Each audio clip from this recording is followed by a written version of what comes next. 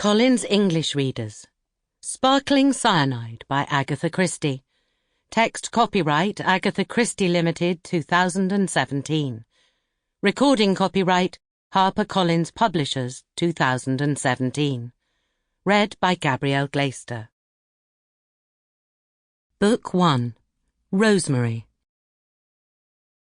Rosemary Barton died from cyanide poisoning nearly a year ago.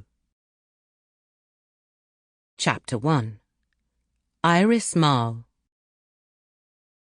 Iris Marle was thinking about her sister, Rosemary Barton. For nearly a year, she had tried to forget the blue face, the twisted fingers.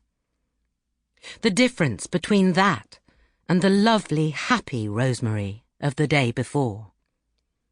Well, perhaps not happy. She had been ill. She was tired and depressed. That's why she had killed herself, wasn't it?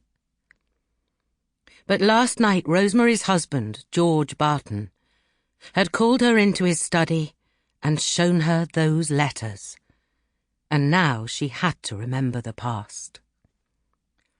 Pictures came into her mind, herself as a small child, eating bread and milk, and Rosemary, 6 years older, doing schoolwork at a table.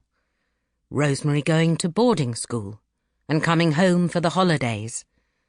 Rosemary going to live in Paris and coming home an elegant, beautiful woman with red gold hair and dark blue eyes. Rosemary's life became full of late breakfasts in bed, lunches with girlfriends, and evening dances, while Iris still went to school, walked in the parks, ate supper at 9 o'clock, and was in bed by 10. And then Rosemary had married George Barton. Iris still wondered why.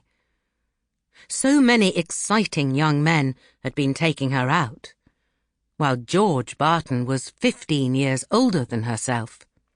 Kind, pleasant, and extremely dull. It wasn't money. Rosemary already had Uncle Paul's money. Paul Bennett wasn't really an uncle.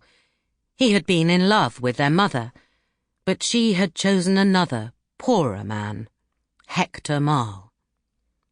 Paul had accepted his defeat and remained a family friend.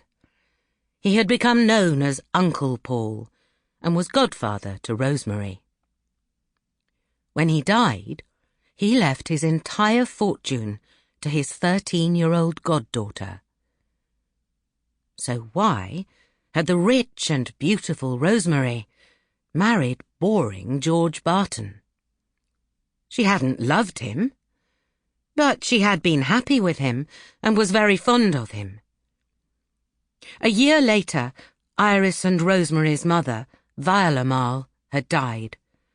Their father, Hector, had died many years before, and so, at the age of 17, Iris went to live with Rosemary and George in Elverston Square.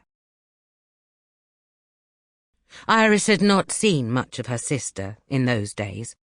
Rosemary was always out shopping or going to parties, but she had seemed happy enough, until that day, a week before it happened, when Iris had entered Rosemary's sitting room to find her sitting at her desk and weeping bitterly.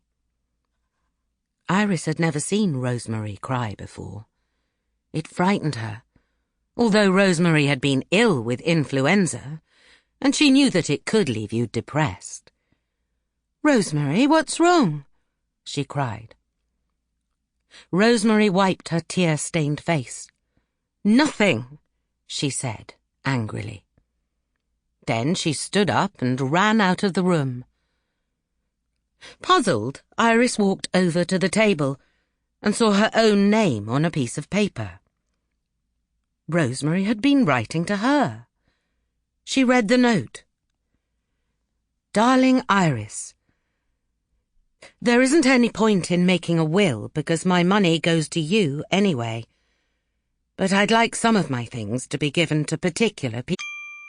Sample complete. Ready to continue?